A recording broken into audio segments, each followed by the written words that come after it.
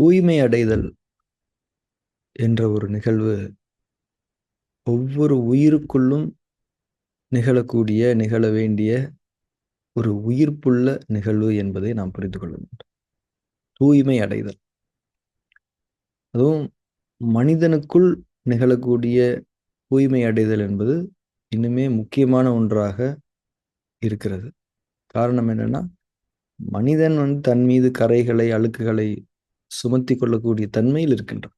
எனவே அவனுக்குள் முக்கியமாக அவனுடைய மனதில் நிகழ வேண்டிய தூய்மை அடைதல் என்பது மிக முக்கியமான ஒரு தேவை.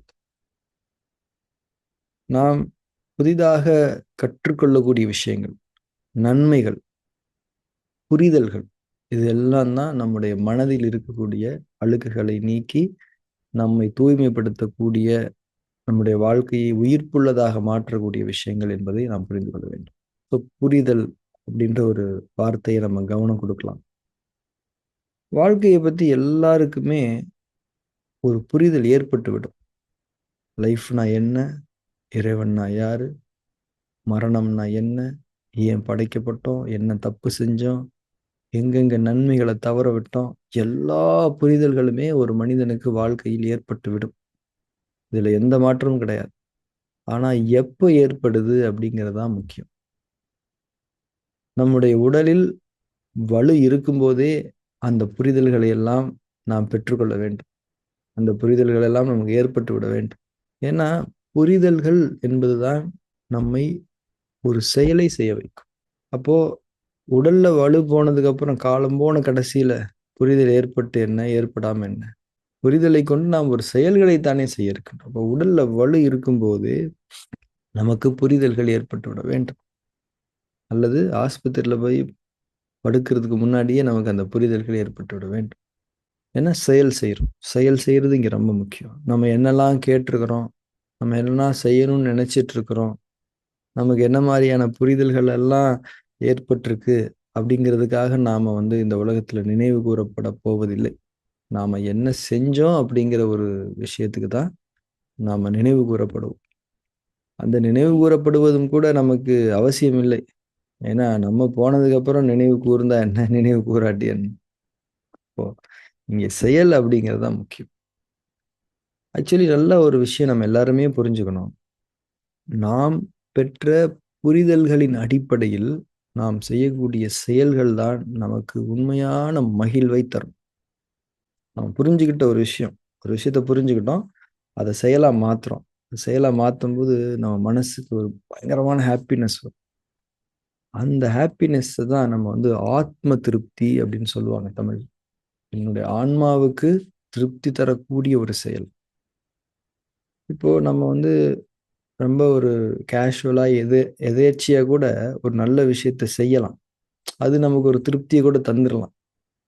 ஆனா ஒரு சரியான கற்றலை எடுத்துக்கொண்டு, அதன் மூலம் சரியான புரிதல்களை விளங்கி கொண்டு, அதன் அடிப்படையில் ஒரு செயலை நாம் செய்து, அந்த செயல் மூலம் நமக்கு கிடைக்கக்கூடிய ஒரு திருப்தி இருக்கு இல்லையா, அதுதான் ஆத்ம திருப்தி. இந்த ஆத்ம திருப்தி தான் லைஃபுடைய உயிரே. அந்த ஆத்ம திருப்தி அப்படிங்கிறது நன்மையை செஞ்சா மட்டும்தான் வரும். நீங்க ஆத்ம திருப்தியோட ஒரு தீமையெல்லாம் செய்ய முடியாது. ஏன்னா ஆன்மா அதுக்கு திருப்தி அடையாது. இப்படி போய் செஞ்சுட்டியேடான்னு சொல்லிட்டு ஆன்மா நம்மை நிந்தித்து கொண்டே இருக்கும்.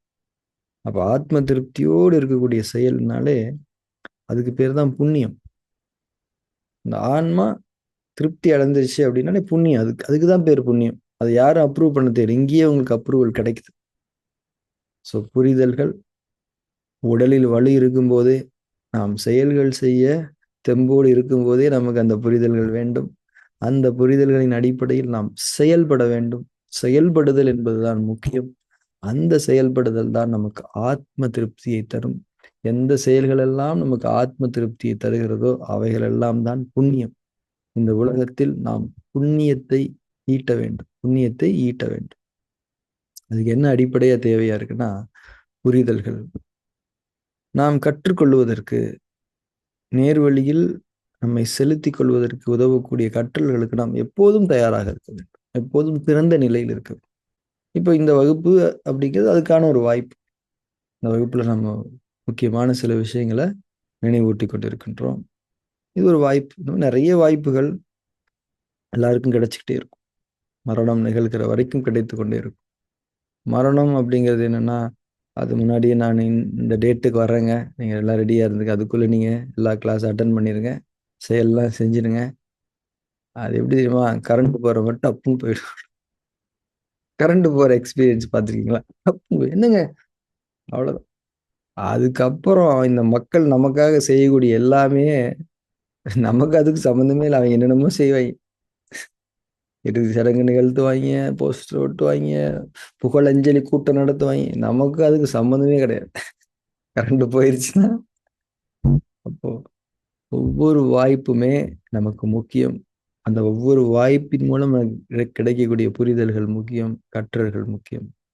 அதுவும் இந்த தியானம் என்பது புரிதல்கள் பெறுவது, அதை செயலாக மாற்றுவது. இந்த 2யுமே செம்மையாக செய்வதற்கு உதவக்கூடிய மிக முக்கியமான ஒரு எளிமையான கருவி தியானம்.